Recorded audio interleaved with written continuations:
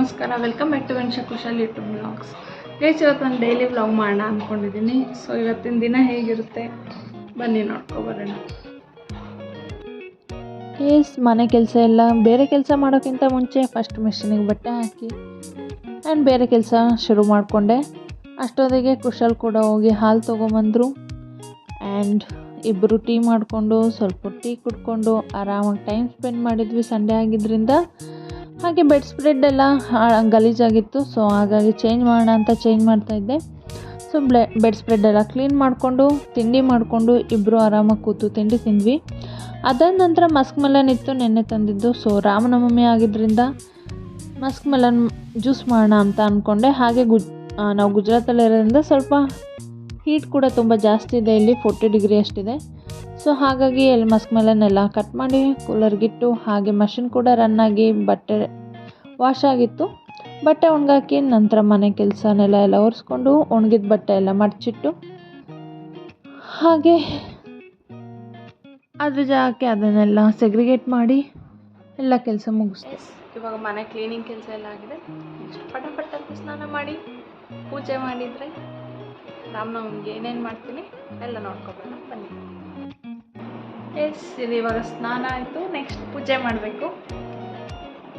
So ಬನ್ನಿ ಪೂಜೆ ಮಾಡೋಣ. ಸೊ ಬಾಡಿಗೆ ಮನೆ ಆಗಿದ್ದರಿಂದ ಟಿ ವಿ ಯೂನಿಟ್ಟೇ ನಮ್ಮ ಪೂಜೆ ರೂಮ್ ಆಗಿದೆ. ಆರಾಮಾಗಿ ನೆಮ್ಮದಿಯಿಂದ ದೇವ್ರ ಹತ್ರ ಪ್ರಾರ್ಥನೆ ಮಾಡಿಕೊಂಡು ಪೂಜೆ ಮಾಡಿ ನೆಕ್ಸ್ಟು ಕೂಲರಲ್ಲಿ ಇಟ್ಟಿದ್ದನ್ನ ಹಣ್ಣು ತೆಗೆದು ಜ್ಯೂಸ್ ಮಾಡಿಕೊಂಡೆ. ಸೊ ಜ್ಯೂಸ್ ಆಯಿತು ಆ್ಯಂಡ್ ಕುಶಲ್ ಮಲಗಿದ್ರು. ಸೊ ನಾನು ಹಾಗೆ ಒಂದು ಗ್ಲಾಸ್ ಜ್ಯೂಸ್ ಕುಡ್ಕೊಂಡು ನೆಕ್ಸ್ಟ್ ಬೇರೆ ಅಡುಗೆ ಕೆಲಸ ಮಾಡ್ಕೊಳ್ಳೋಣ ಅಂತ ಮಾಡ್ಕೋತಾ ಇದ್ದೆ. ಸೊ ಇವತ್ತಿನ ಅಡುಗೆ ಏನೇನು ಮಾಡಿದೆ ಅಂದರೆ ಇಡ್ಲಿ ಬ್ಯಾಟರ್ ಇತ್ತು. ಸೊ ಹಾಗಾಗಿ ಇಡ್ಲಿ ಮಾಡಿದೆ ಆ್ಯಂಡ್ ಉಳಿದಿದ್ದ ಹಿಟ್ಟನ್ನ ಹಾಗೆ ಫ್ರೀಝರ್ಗೆ ಇಟ್ಟು ನೆಕ್ಸ್ಟ್ ಸೇವಿಗೆ ಇತ್ತು, ಸೇವಿಗೆ ಪಾಯಸ ಮಾಡೋಣ ಅಂದ್ಕೊಂಡೆ. ಹಾಗೆ ಉಳಿದಿದ್ದ ಸೇವಿಗೆನ ಹುರಿದಿಟ್ಕೊಂಡೆ, ನೆಕ್ಸ್ಟ್ ತಿಂಡಿಗೆ ಈಸಿ ಆಗುತ್ತೆ ಅಂಥೇಳಿ. ಆ್ಯಂಡ್ ಬೇಳೆ ಸಾಂಬಾರು ಮಾಡಿ ಇಡ್ಲಿಗೆ ಕಡಲೆಕಾಳಿತ್ತು, ಕಡಲೆಕಾಳು ಉಸ್ಲಿ ಮಾಡಿ ಮನೆ ಕೆಲಸ ಎಲ್ಲ ಆರಾಮಾಗಿ ಮುಗಿಸ್ದೆ.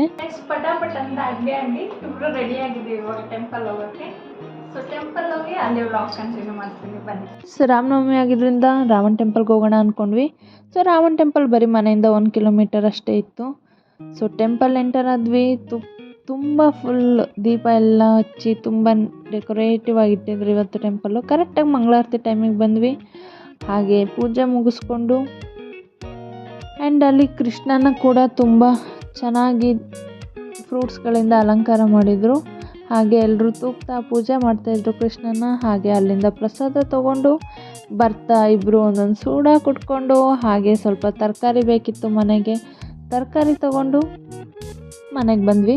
ಆ್ಯಂಡ್ ಮನೆಗೆ ಬಂದು ಮಾಡಿದ್ದ ಅಡುಗೆ ಎಲ್ಲ ಇಬ್ಬರು ಆರಾಮಾಗಿ ಕೂತ್ಕೊಂಡು ಊಟ ಮಾಡಿ ಈ ದಿನನ ಇಲ್ಲಿಗೆ ಮುಗಿಸಿದ್ವಿ. And guys, thanks for watching. Please wait for the next video.